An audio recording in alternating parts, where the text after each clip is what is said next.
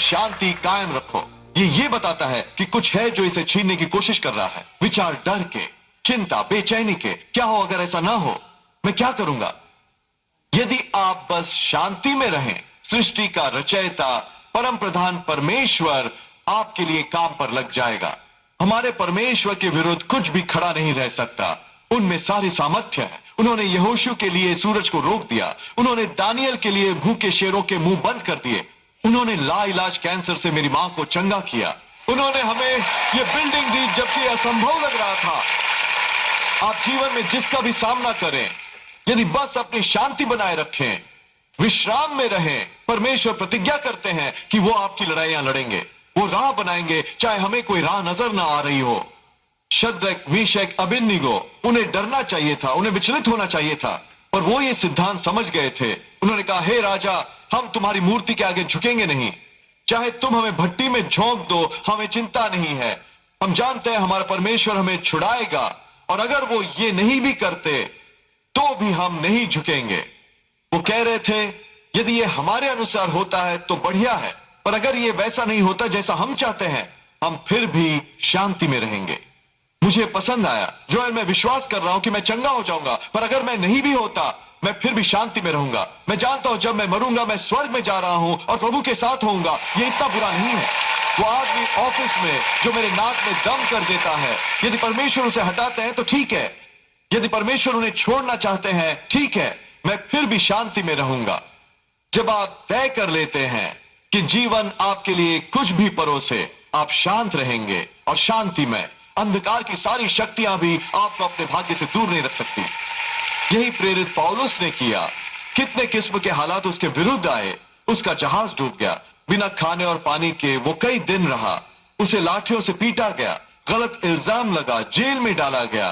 फिर भी उसने कहा, इस किसी भी बात की मुझ पर कोई प्रभाव नहीं होता। पौलुस सतह पर नहीं जी रहा था, वो स्थिर था, कंसिस्टेंट था, गहरे पानी में रह रहा था। वही रवैया हमारा होना चाहिए। इस किसी भी चीज का मुझ पर प्रभाव नहीं पड़ता। बिजनेस थोड़ी धीमी है, इससे मुझ पर असर नहीं पड़ता। मैं अपनी नींद नहीं गंवा रहा। मैं जानता हूं यहोवा जायरा, मेरा प्रभु, मेरा आपूर्ति करता, वो मेरी जरूरतों की आपूर्ति कर रहे हैं। ट्रैफिक रुकी पड़ी है, मुझ पर इसका असर नहीं। मेरे कदम प्रभु द्वारा निर्देशित हैं। कोई मेरे बारे में बात कर रहा है, मैं इससे प्रभावित नहीं। वो एक छोटी लहर है जो सतह पर है, मैं गहरे पानी में हूं। खैर, मैंने सुना है तुम्हें बुरी मेडिकल रिपोर्ट मिली है। हाँ, अगर वो सच है, मैं उससे प्रभावित नहीं। मैं जानता हूं परमेश्वर ने मेरा शरीर बनाया है, मेरे दिन वो पूरे करेंगे। खैर, मैंने तुम्हारे बेटे को फिर से मुसीबत में देखा। हाँ, पर मैं इससे प्रभावित नहीं। ये बस टेम्पररी है। जहां तक मैं और मेरा घराना है, हम प्रभु की सेवा करेंगे। आप में से कुछ आज एक नए लेवल तक जाएंगे अगर आप इतनी सारी बातों को खुद पर प्रभाव डालने से मुक्त करेंगे। जीवन बहुत छोटा है नाराजगी में जीने को, तनाव में, गुस्से में, निराशा में। हर दिन परमेश्वर की ओर से वरदान है। अपना घर छोड़ने से पहले आपको अपना मन बनाने की जरूरत है। आज कुछ भी मुझ पर प्रभाव नहीं डालेगा, कुछ भी मुझे अपसेट नहीं करेगा। वो ट्रैफिक, वो मौसम, या कोई जो कुछ कहता है, एक विलंब, एक निराशा। मेरे प्लान शायद कारगर ना हो, पर मैं ये जानता हूं कि मेरे प्रभु अभी भी सिंहासन पर हैं, और अगर वो मेरे पक्ष में है तो मेरे विरुद्ध कौन हो सकता है। शास्त्र वचन बात करता है परमेश्वर का अस्त्र पहनने के बारे में। उस अस्त्र का एक हिस्सा है हमारे मेल के जूते। जब आप सुबह उठते हैं, आपको इस बात का ध्यान रखना है कि आप अपने जूते पहने। आपको समय से पहले तैयारी करनी है कि कुछ भी आपको हताश नहीं करेगा। आपका बच्चा अपना लंच भूल जाता है, आपको स्कूल दौड़ कर जाना होगा, और ये आप पर तनाव डाल देता है। समस्या क्या है? आप नंगे पांव हैं, आप अपने जूते पहनना भूल गए हैं। ग्रोसरी स्टोर पर कोई आपसे रूड होता है, आप वापस उससे रूड होने वाले हैं। नहीं, बंद कीजिए नंगे पांव घर से बाहर जाना। ध्यान रखें कि आप सुबह अपने जूते पहने। इस व्यस्त समाज के बीचों बीच हमें यह सीखना है कि उस व्यस्तता को, उस हताशा को, उस तनाव को अंदर न आने दें।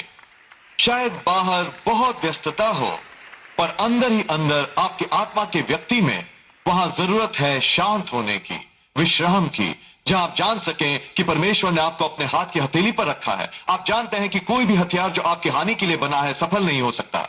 शास्त्र वचन में लिखा है, स्थिर रहो और जान लो कि मैं परमेश्वर हूं। परमेश्वर की अनुमति के बिना कुछ नहीं हो सकता, और परमेश्वर किसी मुश्किल को आने नहीं देंगे जब तक कि इसके लिए उनका कोई दिव्य मकसद ना हो। यदि आप अपनी शांति बनाए रखेंगे, आप परीक्षा पास कर लेंगे और परमेश्वर आपको पहले से बेहतर हाल में ले आएंगे। 2 तीमुथियुस 4 में लिखा है, अपनी कठिनाइयों में शांत, स्थिर और कायम रहे निरंतर। मुझे शब्द बहुत पसंद है, निरंतर।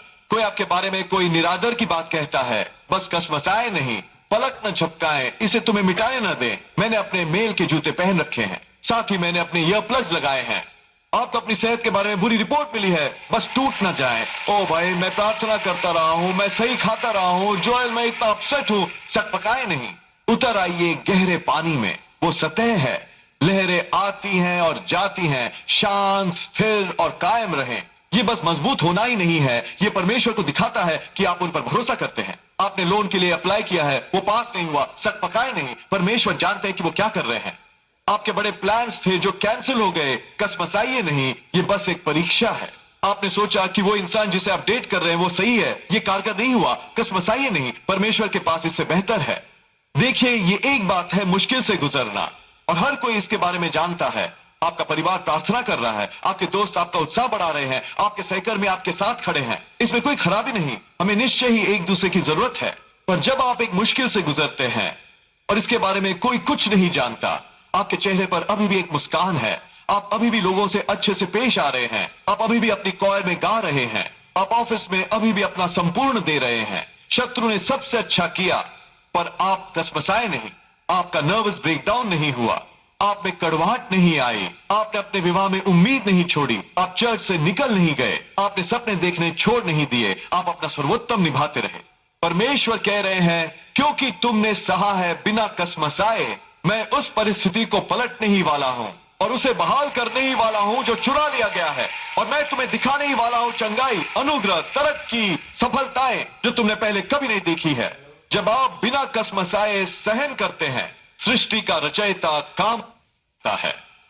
अब आप में से कुछ लंबे अरसे से किसी मुश्किल में हैं। आप सोच रहे हैं कि क्या कभी ये बदलेगा, क्या कभी ये बेहतर होगा। परमेश्वर ने प्रतिज्ञा दी है निर्गमन 33 में, वो आपसे कह रहे हैं, मैं तुम्हें विश्राम दूंगा, हर बात तुम्हारे लिए ठीक हो जाएगी। इन शब्दों को अपनी आत्मा में उतर जाने दो, सब कुछ ठीक हो जाएगा। आपका विवाह इस समय शायद थोड़ा डगमगा रहा हो, इसके बारे में चिंता न करें, सब कुछ ठीक हो जाएगा। आपका बच्चा शायद दिशा से भटक गया हो, शांति बनाए रखें, परमेश्वर दृश्य के पीछे काम कर रहे हैं, सब कुछ ठीक हो जाएगा। शायद आपकी आर्थिक स्थिति ठीक ना हो, आपको पता नहीं अब क्या होगा। सुनिए, परमेश्वर आकाश के पक्षियों को खिलाते हैं, वो आपकी तो कहीं ज्यादा देखभाल करेंगे, सब कुछ ठीक हो जाएगा। शायद आपको नुकसान उठाना पड़ा हो, कोई निराशा, भविष्य ज्यादा उज्जवल नहीं लगता। विश्राम में रहो, एक नई शुरुआत आ रही है, सब कुछ ठीक हो जाएगा। दोस्तों, हम सचमुच नहीं जानते भविष्य में क्या रखा है, पर हम ये अवश्य जानते हैं कि किसने भविष्य को थामे रखा है। परमेश्वर ने आपको अपने हाथ के हथेली पर रखा है, आपको कुछ भी छीन नहीं सकता। जीवन के तूफान हर इंसान के लिए आते हैं। मेरी चुनौती आज है, तूफान को अपने अंदर न आने दें, अपनी शांति बनाए रखें, विश्राम में रहें। यह है आपका सामर्थ्य का स्थान। जब आप शांति में होते हैं, सृष्टि का रचयिता काम पर लग जाता है। हर दिन अपना घर छोड़ने से पहले तय कर लें, कुछ भी मुझे प्रभावित नहीं कर सकेगा, कुछ भी मुझे अपसेट नहीं करेगा। अगर आप ऐसा करते हैं तो आप न केवल स्वस्थ जीवन जिएंगे, पर परमेश्वर प्रतिज्ञा करते हैं कि वो प्रकट होंगे, आपकी लड़ाइयां लड़ेंगे, परिस्थितियां पलट देंगे। मैं विश्वास और ऐलान करता हूं, आप वो विजयी जीवन जिएंगे जो उन्होंने आपके लिए संजो रखा है। यीशु के नाम पर यदि आज आपने ग्रहण किया तो कहिए आमीन। हम अपना प्रसारण खत्म नहीं करना चाहते, आपको यह अवसर दिए बिना कि यीशु को अपने जीवन का प्रभु बनाएं। मेरे साथ प्रार्थना करेंगे। प्रभु यीशु, मैं अपने पापों का पश्चाताप करता हूं, मेरे हृदय में आइए, मैं आपको अपना प्रभु और उद्धारकर्ता बनाता हूं। ये साधारण सी प्रार्थना करके आप नए सिरे से जन्म ले चुके एक बाइबल आधारित चर्च में आइए, परमेश्वर को पहला स्थान दीजिए, वो आपको कमाल की जगहों पर पहुंचाएंगे।